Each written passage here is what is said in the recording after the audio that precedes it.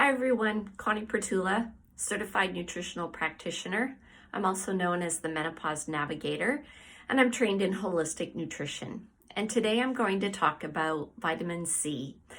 What I won't talk about with respect to vitamin C is intravenous vitamin C. As a certified nutritional practitioner, that's not something I'm trained in. It's not something that I can administer, so I can't provide any information on that. What I'm going to talk about is oral vitamin C.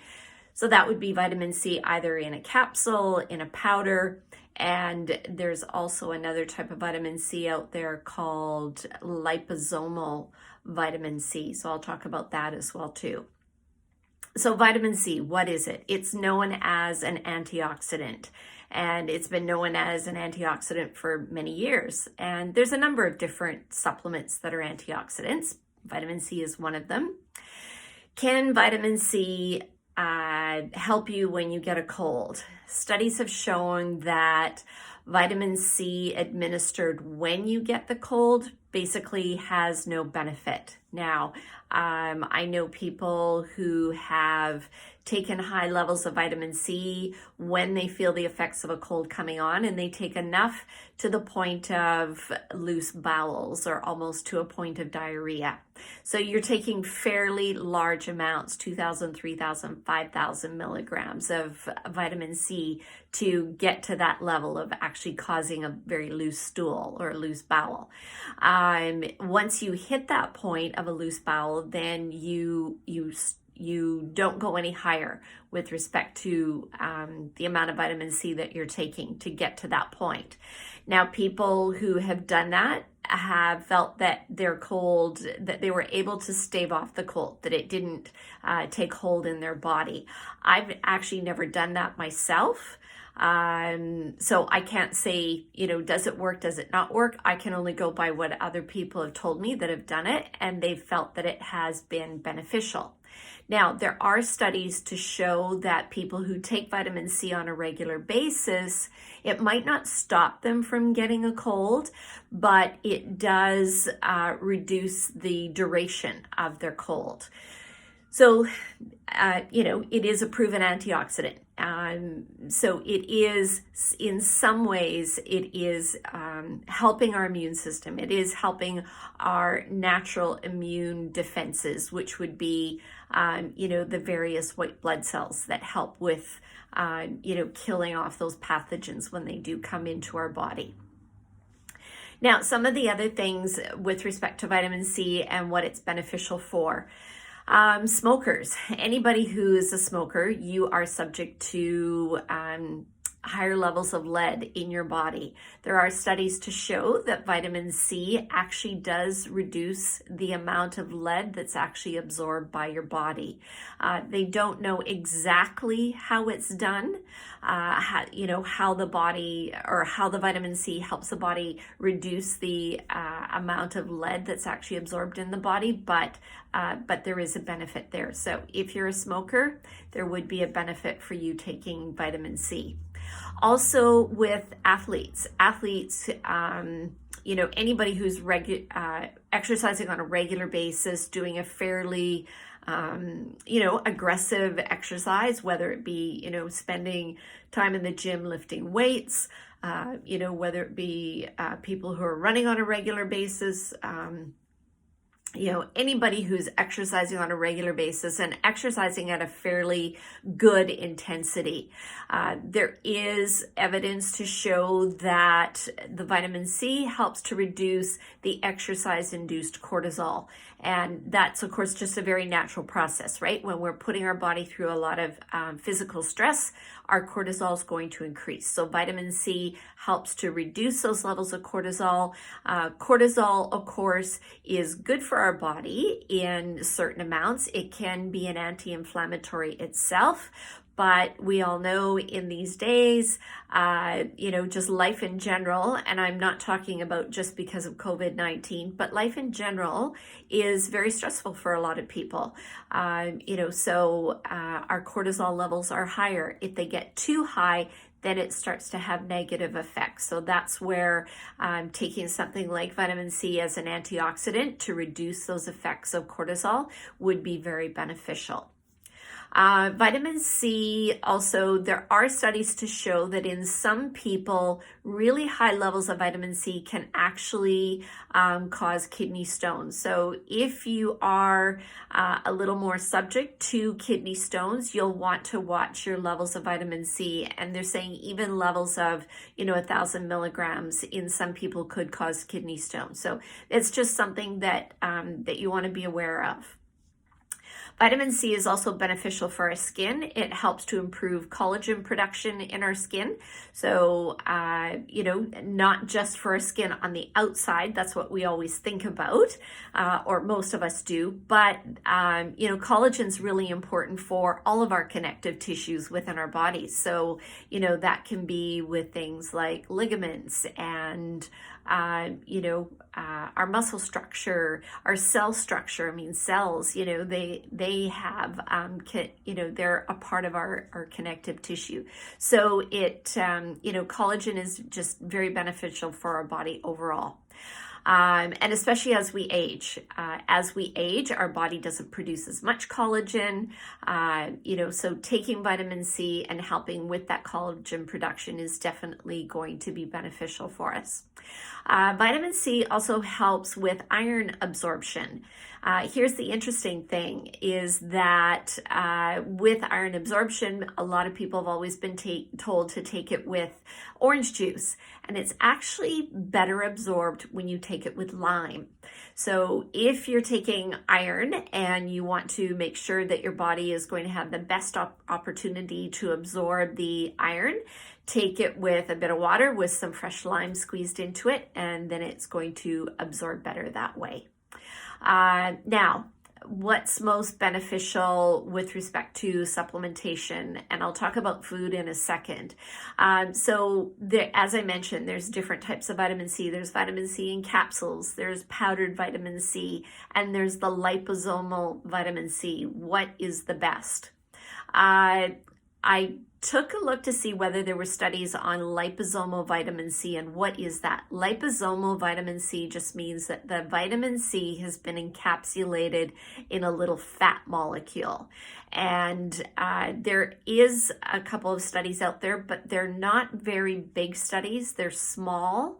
They do show some benefits, but again, it was done with very small groups of people. So there really isn't enough evidence, and the end result was very marginal. And liposomal vitamin C is quite a bit more expensive. So if you feel that, for your personal situation that you have the budget to spend on liposomal vitamin C, and you feel that, a marginal benefit shown by a study is a reason to take it, then I'd say go ahead and take it. That's up to you. I take capsules. And, I don't see any benefit for me to spend the extra money to take a liposomal vitamin C. Now, I just want to see, I always make myself notes to see whether there was anything else. Oh, yes, time-released vitamin C.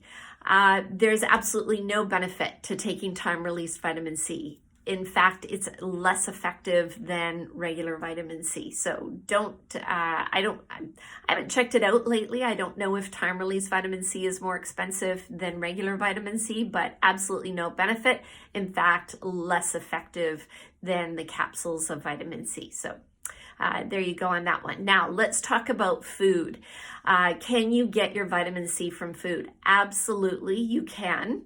Raw is definitely going to be better than cooked in a lot of situations. Vitamin C is a very unstable component of food. So, for example, the moment you cut a piece of fruit, the vitamin C in that fruit really starts to reduce. The moment you cook the vitamin C, it starts to reduce further. So, in most cases, you'll want to have something that is probably in a more raw state. So, having an actual orange or I mean, most fruit has some component of vitamin C in it. Kiwi fruit is known to be higher in vitamin C. Oranges, high in vitamin C. Red peppers or orange peppers are high in vitamin C as well too. And then the greens like broccoli, collards, those types of things. And I've actually seen the odd comment that collards, once you cook them, the vitamin C is actually higher in the collards. So that may be the fact that you're breaking down the actual membranes of the collards, and that would go for a lot of the heavier greens, so things like broccoli, those types of things. Even when you're eating a salad, putting the acid on the salad. So when I'm talking about an acid, I'm talking about apple cider vinegar, coconut vinegar, lemon. So when we're making a salad dressing, typically we're making it with an oil and an acid. So the acid helps to release further nutrients within that salad. So of course, you chewing it breaks that down, but also the acid in the salad dressing helps to release those things as well too. So from a cooking standpoint, you don't want to really overcook something that has vitamin C in it.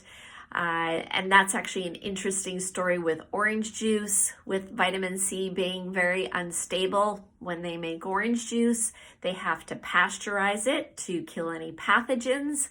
And of course, at that point, they've basically taken out most of the vitamin C out of the orange juice from the pasteurization process. So then they have to add vitamin C back into the orange juice because the levels are so low.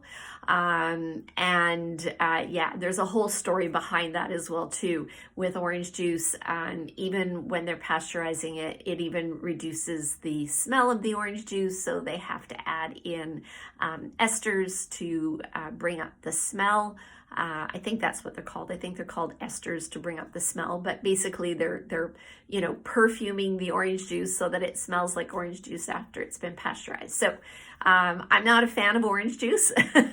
I'm actually not a fan of a lot of juices unless I'm squeezing it. So do I sometimes have orange juice? Yep. If I go to the market and I buy oranges and I squeeze them myself, then I will have fresh orange juice. Will I buy orange juice? No. A lot of the benefits are gone. And as I say, if it's pasteurized, virtually no benefit there whatsoever.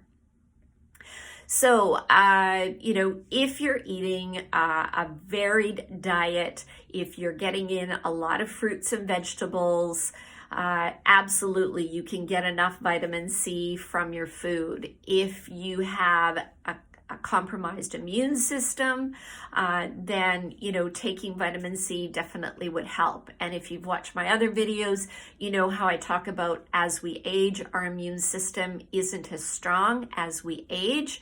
So vitamin C definitely does help with the actual various types of cells in our body that help to support our immune system. There could be benefits to taking vitamin C if you've got a compromised immune system. Now, the other thing that I wanted to mention is, and I think I've mentioned it in most of my videos, but I am not a doctor. I am not recommending for you to go out there and take vitamin C. If you are on any type of a medication, you need to talk to your doctor about taking a vitamin C supplement, or talk to your pharmacist about taking a vitamin C supplement. So, always best to check out, because there can be interactions with different drugs, and you don't want to reduce the effectiveness of the drugs that you're taking. So I hope that this video was helpful as to whether or not to take vitamin C. I can't remember if I mentioned throughout the video, do I take vitamin C? Yep, I absolutely do. I take 500 milligrams a day. I've been doing that for some time. And is it a benefit? I don't know. I know it's an antioxidant. I exercise on a regular basis. I don't know. I don't get a lot of colds. When I get them, they don't stay around long. So I think it is beneficial to me. I still eat a very good, diet overall. I eat a variety of foods, fruits and vegetables, raw and cooked. But I feel that it's a benefit to me, so I'm going to continue taking it. So I hope that this was helpful, and I hope that you're doing things to stay well, stay sane. Thank you for tuning in, and we'll see you again on another day. Thanks. Bye-bye.